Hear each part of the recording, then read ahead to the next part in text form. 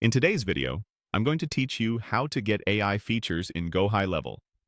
By the end, you'll know exactly where these options live, what they do at a high level, and how to turn them on safely so you can start experimenting with AI inside your account.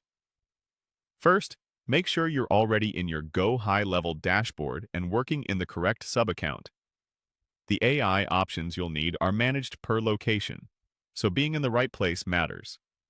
From your main dashboard, open the left-hand menu and click Settings. This is the control center for everything behind the scenes: billing, team permissions, integrations, and the advanced options we need today. Inside Settings, look for the section called Labs. Labs is where GoHighLevel surfaces early access and experimental features, including many of the AI tools. Think of it as a staging area.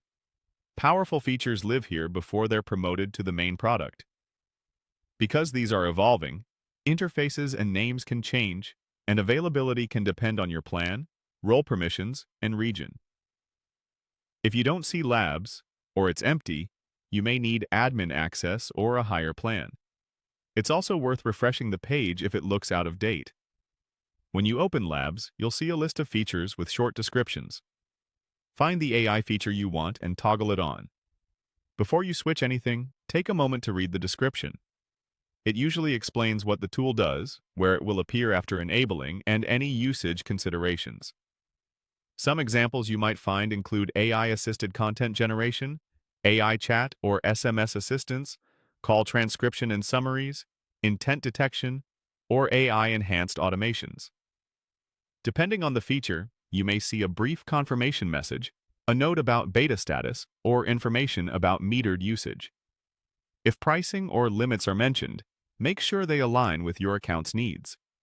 After toggling a feature on, the change typically applies to your current sub-account. The tool will then appear in its relevant area, such as conversations, workflows, or marketing, based on what you enabled. If it doesn't show up right away, give it a minute, refresh your browser, or re-enter the sub-account. If the toggle is grayed out, check your role permissions or speak with your account admin to grant access.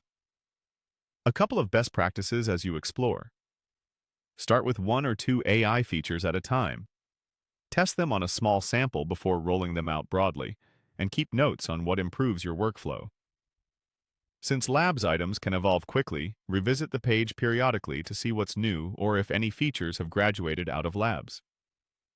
That's it. Settings, Labs, and a simple toggle to bring AI into your GoHighLevel toolkit.